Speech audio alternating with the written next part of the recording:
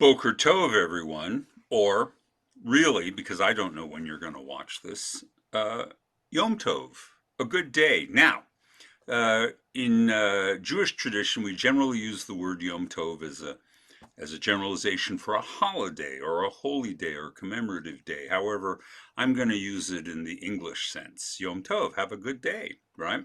So, Yom Tov, everyone. It's time for Taste of Torah. And this week, our Torah portion begins the second book of the Torah, and that would be the Book of Shmot, or as we call it in English, the Book of Exodus, our great story, our overarching narrative of who we are and how we came to be. It's an action-packed, absolutely glorious section, full of so many twists and turns and interesting elements and drama, and it ends on a hopeful note.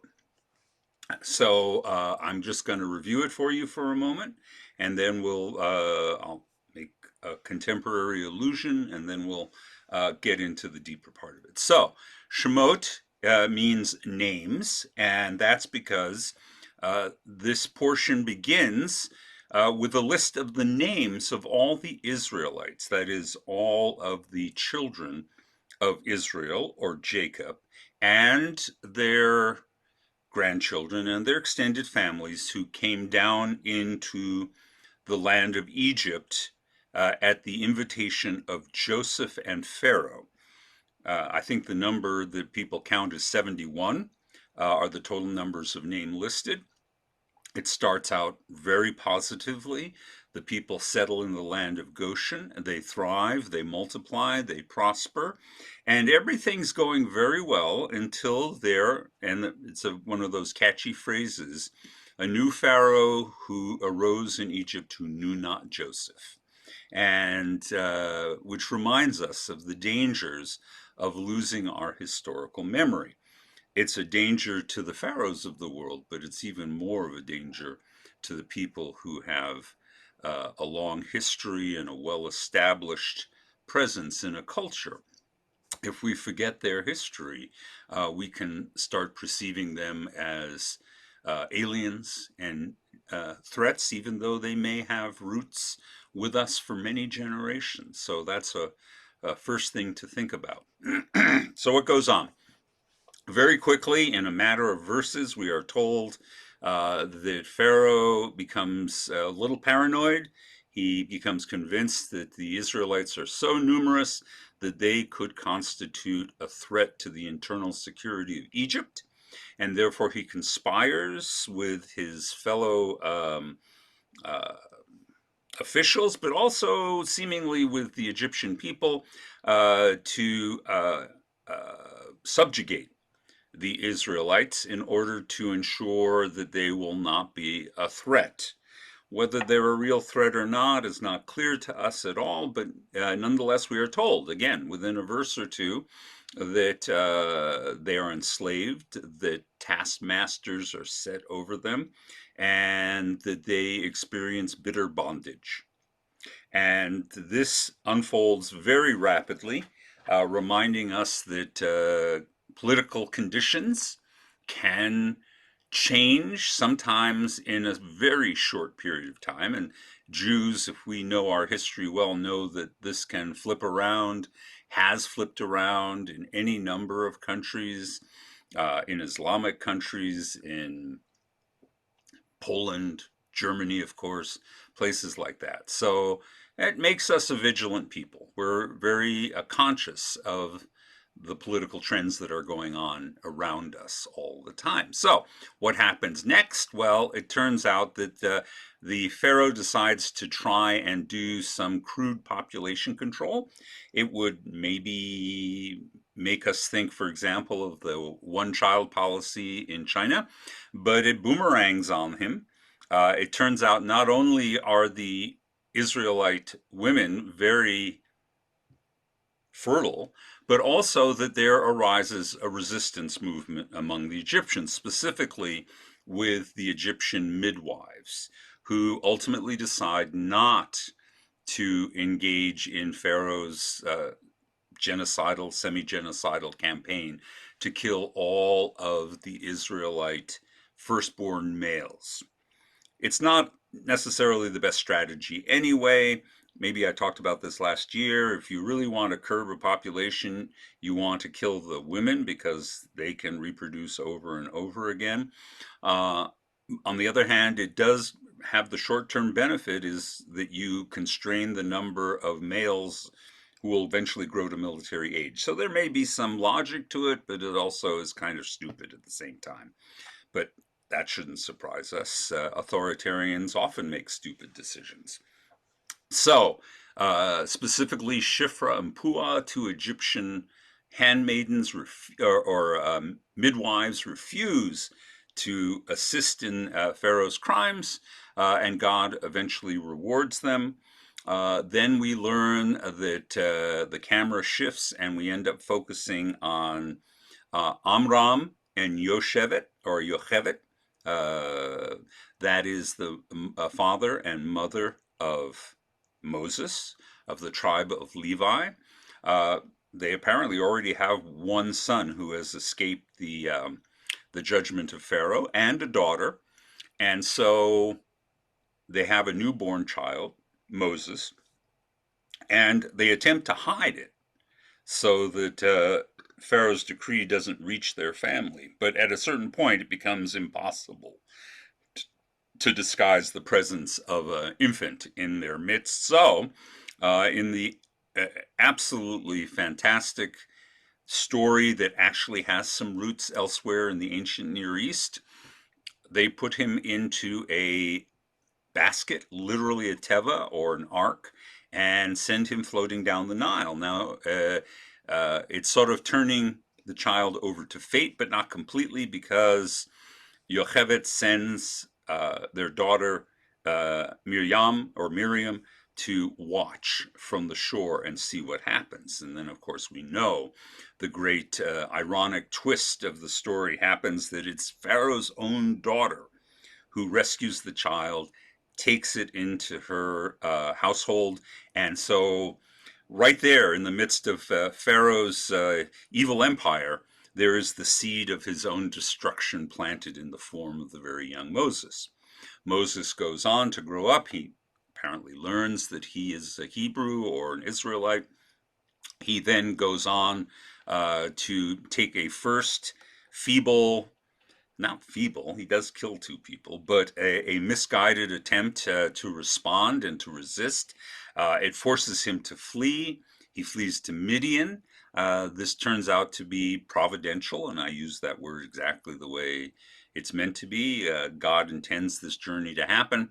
There he meets Jethro, the Midianite priest, and he rescues Jethro's daughters from an angry crowd of shepherds. And as a result, Jethro is so impressed with this young man that he marries one of his daughters, Zipporah, to Moses, and so he becomes a family man. According to our story, I don't know, it fast forwards 40 years. He has been married. He is a shepherd. He has children. And at that key end of the story, the great hopeful moment comes. He witnesses the burning bush. God speaks to him and commissions him to go and rescue the people. So there's a lot going on. Now, I said I would allude to something more contemporary. It's also fiction. I'm watching the television series Foundation. Isaac Asimov, a famous Jewish science fiction writer, there are a lot of Jewish science fiction writers, wrote this fabulous series called the Foundation Trilogy, in which he describes a far future where the nature of mathematics reached the point where certain capable mathematicians can, in fact, more or less scry out the future based on mathematical calculations. It's an interesting story. I read it as a child, but one of the important elements of it is the idea that even using science, even using mathematics, Harry and his acolytes cannot fully understand the future. They have to make decisions based on what they think would be best rather than on the absolute confidence of knowing the outcome. And that is a problem we deal with to this very day. We must always make our decisions on incomplete information. And like Harry, it's best if we make our decisions based on what we think is right. Now, when I was growing up as a child, I read about the Nuremberg Trials and the attempt to establish an international order that would present crimes against humanity, war crimes, genocide, which wasn't quite defined yet when the Nuremberg trials were going on. And I remember one of the most important lessons coming out of that was to claim that one is part of a system and just following orders is not an adequate defense. That, growing up, I understood was one of the chief pillars of independent moral decision making, even if you are part of a chain of command or a system of authority. The US military actually has an element in military law that says you're not obligated to follow an immoral order. But it's hard to do. And it's hard to assess for sure exactly what's immoral and not immoral. And we see that as far back as this story, where Shifra and Puah are given a command, apparently a legal and authoritative command by their pharaoh, their ruler, about what needs to be done for the good of Egypt. And they choose to ignore that. Now, none of us today know who's in the resistance, who is the inevitable future, how things will play out. But Shifra and Puah proved to be incredibly important examples for us of the idea that you cannot and should not sacrifice your autonomous judgment when it comes to deep moral questions, even though you don't know the outcome. Even though you don't know how it's all going to play out, you have to stand by your values.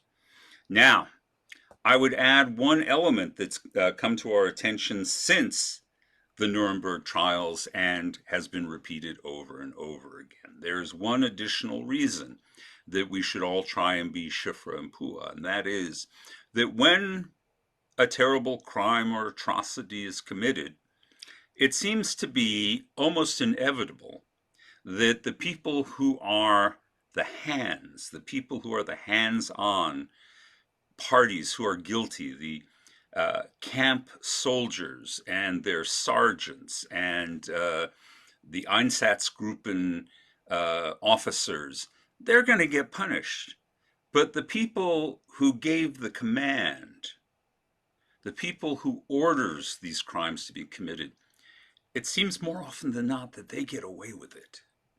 And that reminds us that it's in our own interests to not simply follow orders, that we have to think independently of the people above us and around us, which is an incredibly hard thing to do.